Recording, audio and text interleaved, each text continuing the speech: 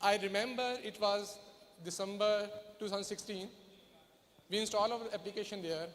हमारी application start होना शुरू होगी. And within 5 days, they can see that impact of digitalization of the thing. इससे पहले क्या होता था?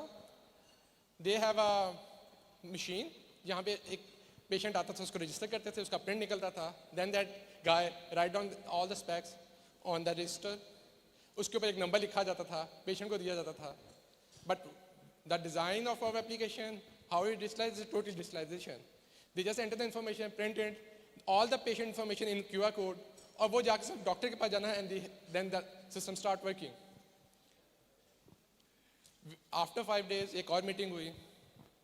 आपको शायद आइडिया ना हो, गवर्नमेंट में होता ये है कि आपके हर महीने के बाद एक रिपोर्ट जाती है हॉस्पिटल से कि कितने पेशेंट आए, कितनी मेडिसिन डिस्पेंस हुई, कितनी मेडिसिन प्रोक्योर हुई, उसकी बेस पे उनके बजट्स होते हैं. और मोस्ट ऑफ हॉस्पिटल्स अपनी परसेप्शन की बेस पे वो बजट्स कैरी कर रहे होते हैं. When we deploy the system, they start tracking a real-time inventory, they start tracking real-time inpatient, they can track real-time emergency patients.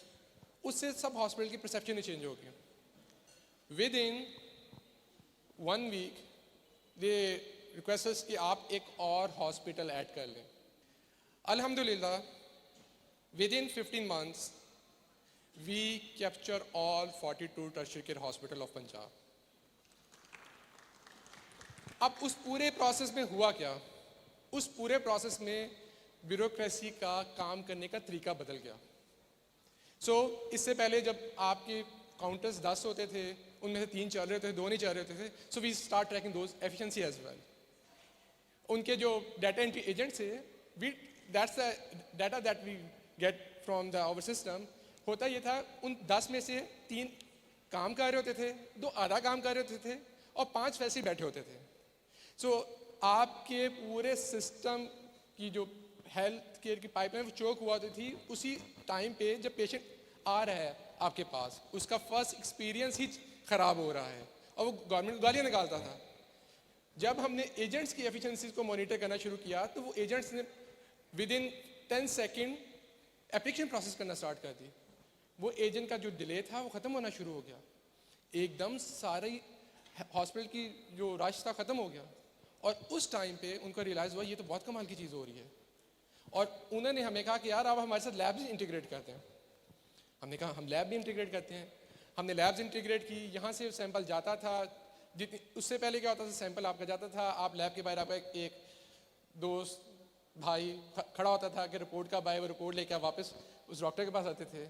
So we digitalize the lab, integrate की, उसकी report फ़ौरन उसके mobile पे आई, उसने डॉक्टर को दिखाई, वो process बहुत एफिशिएंट हो गया.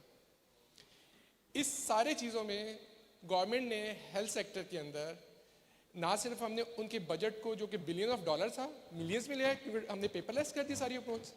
सेकेंडली, गवर्नमेंट की परसेप्शन अबाउट मेडिसिन चेंज होगी. जो उनकी दवाइयाँ चोरी होती थी वो हमने 1 बिलियन रुपीज़ की कम की. जब सिस्टम है उससे पहले क्योंकि पेपरलेस था, एंट्रीज होती थी, उनकी 1 बिलियन की करप्शन थी मेडिसिन में, वो सारी ख़त्म हुई. Secondly, they can predict disease as well. Like आपके बहुत मशहूर हॉस्पिटल है लाहौर का मियो हॉस्पिटल. बहुत होता था कि सबसे ज़्यादा रश मियो हॉस्पिटल में है. जब एक्चुअल डाटा कैप्चर होना शुरू हुआ, हमें पता चला कि ज़्यादा पेशेंट तो जिना में आते हैं. आपका बजट जो मियो को जा रहा है वो जिना को जाना चाहिए था. सेग्रीगेशन बजट भी सही हुई. इस सारी चले प्रोसेस में जो सबसे मज़े की चीज़ हुई वो ही हुकूमत का परसेप्शन, जो कि एक ब्यूरोक्रेटिक वे में काम करने के बजाय एक लीन वे में काम करना सीख लिया.